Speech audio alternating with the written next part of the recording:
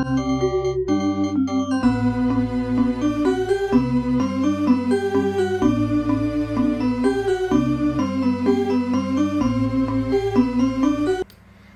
warahmatullahi wabarakatuh. Nama saya Putri Mani Azara dari kelas 12-3.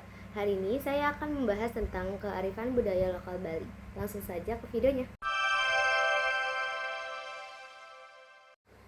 Jadi yang pertama ada asal-usul Bali. Bali Tuipa, nama kuno berasal dari kata Sangsekerta Bali, persembahan atau umpeti, dan Dwipa itu pulau. Pentingnya persembahan, nama ini mencerminkan peran penting Bali sebagai tempat persembahan atau upeti dalam konteks kuno.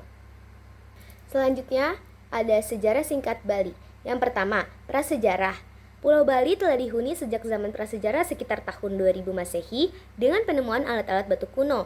Pengaruh Hindu-Buddha, pengaruh India masuk melalui perdagangan dan pendeta pada abad ke-8, membantu agama dan kebudayaan Hindu-Buddha yang kemudian berkembang menjadi dasar budaya Bali. Yang ketiga, era Majapahit pada abad ke-14.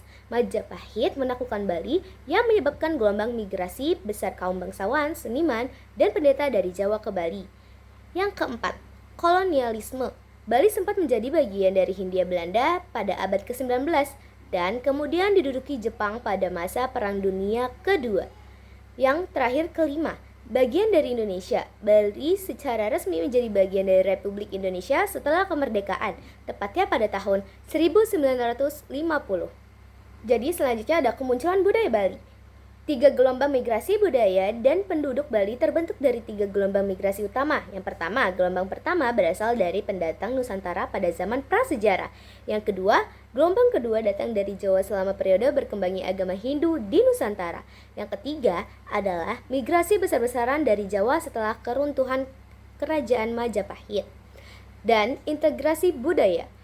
Budaya Bali merupakan hasil integrasi dari tradisi asli dalam kurung animisme, pengaruh Hindu-Buddha dan budaya Jawa yang semuanya berpadu menjadi keunikan Bali saat ini.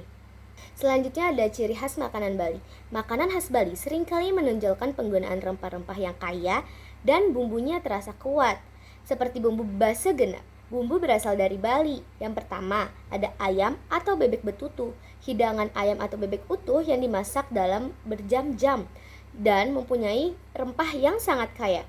Sate lilit, yaitu kedua. Sate lilit terbuat dari daging cincang, bisa dari ikan, ayam, atau babi, yang dililit pada batang serai atau bambu pipih, bukan ditusuk biasa ya. Yang ketiga ada lawar, campuran sayuran seperti kacang panjang atau toge, kelapa parut, dan terkadang daging cincang diaduk dengan bumbu khas. Yang keempat, babi guling, hidangan babi panggang utuh yang terkenal khusus untuk non-muslim. Dan selanjutnya ada ciri khas minuman Bali. Minuman Bali itu mencakup pilihan tradisional yang menyegarkan serta minuman beralkohol lokal. Jadi yang pertama ada loloh cemcem. Minuman tradisional berbahan dasar daun cemcem yang memiliki rasa asam, manis, dan sedikit pedas. Dijual di desa Penglipuran. Yang kedua ada es kuwut. Mungkin sering didengar ya. Minuman segar ini ada berisi kelapa muda, sereh, biji pelasih, dan melon, dan juga ada jeruk nipis. Sangat cocok untuk cuaca panas. Yang ketiga ada arak Bali, minuman beralkohol tradisional yang terbuat dari fermentasi beras atau nira kelapa. Sering digunakan dalam upacara adat dan juga dikonsumsi sehari-hari. Kadar alkoholnya sekitar 20-55%. Yang keempat, kopi Kintamani. Kopi khas yang berasal dari Kintamani terkenal dengan cita rasa yang unik dan sedikit asam. Yang selanjutnya ada tarian khas Bali. Tarian khas Bali ini memiliki ciri khas gerakan mata yang tajam, disebut sledet, gerakan tangan dan tubuh ekspresif, serta ekspresi wajah yang kuat dan dinamis, seringkali menceritakan kisah epik atau mitologi Hindu. Dan yang pertama itu ada tari kecak. Tarian ini paling terkenal, melibatkan puluhan pria yang duduk melingkar dan mengucapkan cak sambil mengangkat tangan, menceritakan kisah Ramayana tanpa alat iringan musik dan hanya suara manusia. Yang kedua ada tari pendet. Awalnya tari ini untuk pemujaan di pura, kini juga berfungsi sebagai tari penyambutan tamu. Dibawakan oleh penari wanita sambil membawa bangkok berisi bunga. Yang ketiga ada tari legong. Tari ini klasik dan indah dibawakan oleh penari wanita muda yang berkostum mewah dan sering menceritakan kisah kerajaan. Dan terakhir ada tari barong, tarian yang menampilkan pertarungan antara kebaikan yaitu barong dan kejahatan yaitu rongda, menjadi simbol keseimbangan dalam Bali. Selain itu, Bali juga ada berpakaian adat daerahnya loh. Jadi, pakaian adat Bali memiliki makna atau filosofi dan digunakan dalam berbagai upacara keagamaan dan adat. Yang pertama, pakaian pria terdiri dari kamen, yaitu sarung yang dililit di pinggang. Kedua, saput, kain luar yang menutupi kamen. Yang ketiga, udeng, itu ikat kepala. Dan ada kemeja atau baju safari. Yang kedua, pakaian wanita terdiri dari kebaya Bali, sering berwarna cerah, dan ada kamen, selendang, atau senteng yang diikatkan di pinggang. Yang ketiga ada payas agung, pakaian adat untuk upacara besar seperti pernikahan, sangat mewah dengan banyak perhiasan emas dan mahkota yang megah, menunjukkan status sosial pemakaiannya. Ciri aksesoris daerah Bali yaitu aksesoris adalah bagian penting yang melengkapi pakaian adat dan seringkali memiliki simbolis religius, yaitu pertama ada gelang, kalung, dan anting. Emas atau perak dengan ukiran khas Bali, terutama saat menggunakan payas agung, bunga jepun yaitu kamboja. Kedua, bunga segar yang sering diselipkan di telinga atau rambut oleh pria dan wanita sebagai hiasan sehari-hari atau saat upacara. Yang ketiga ada keris. Aksesoris ini wajib bagi pria saat upacara adat atau menari barong. Biasanya diselipkan di bagian belakang pinggang.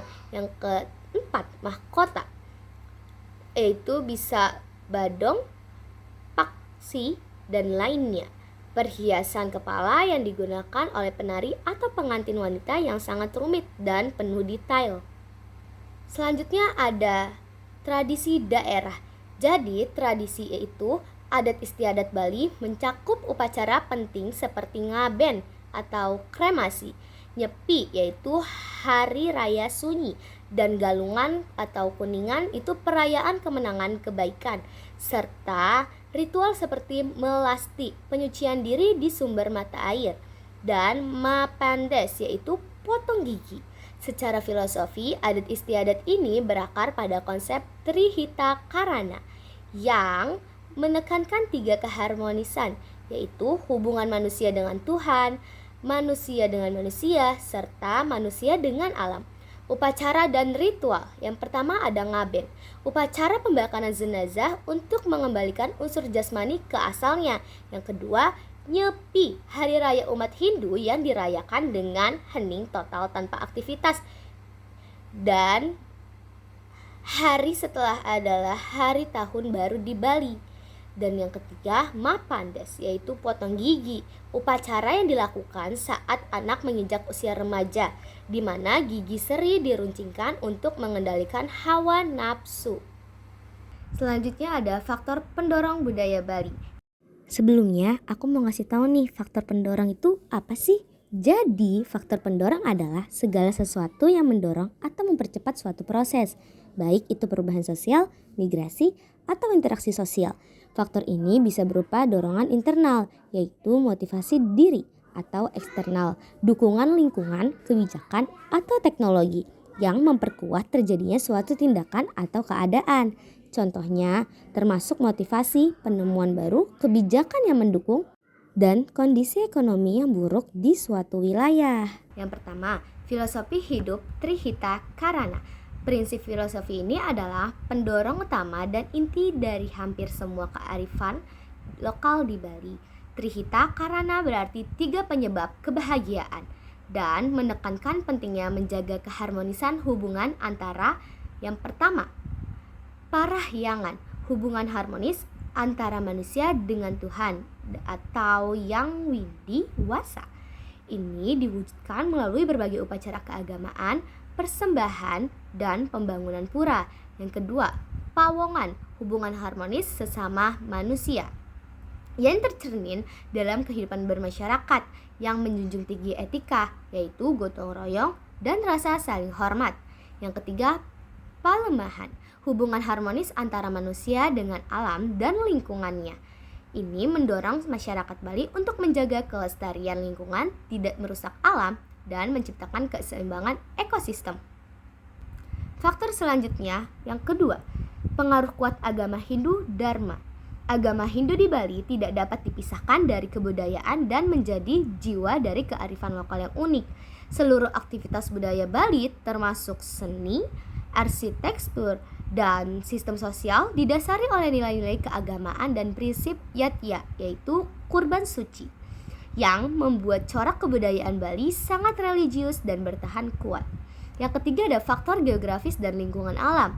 Kondisi geografis Bali ini sebagai pulau dengan lahan pertanian yang subur dan sumber daya alam yang terbatas mendorong terciptanya kearifan lokal adaptif seperti sistem irigasi tradisional Subak. Subak diakui UNESCO sebagai warisan budaya dunia karena efisiensi dan pengelolaannya yang didasari oleh prinsip Trihita Karana, menunjukkan bagaimana masyarakat berinteraksi harmonis dengan alam untuk memenuhi kebutuhan hidupnya. Selanjutnya ada faktor pendorong. Yang keempat, organisasi kemasyarakatan adat. Struktur organisasi masyarakat adat yang kuat seperti desa adat dan banjar berperan sebagai benteng dalam pelestarian alam dan menerapkan norma hukum adat serta nilai-nilai kearifan lokal. Peraturan adat yaitu awik-awik memastikan bahwa tradisi dan etika tetap dijalankan oleh seluruh anggota masyarakat. Kelima, kesadaran masyarakat untuk mempertahankan jati diri. Adanya kesadaran kolektif yang tinggi dari masyarakat Bali akan pentingnya melestarikan warisan budaya dan tradisi, seperti menggunakan busana adat Bali pada hari tertentu, juga menjadi faktor pendorong utama agar jati diri budaya Bali tetap lestari di tengah arus modernisasi dan globalisasi. Segitu saja video tentang kearifan lokal budaya Bali. Dari saya, kurang lebihnya mohon maaf. Wassalamualaikum warahmatullahi wabarakatuh.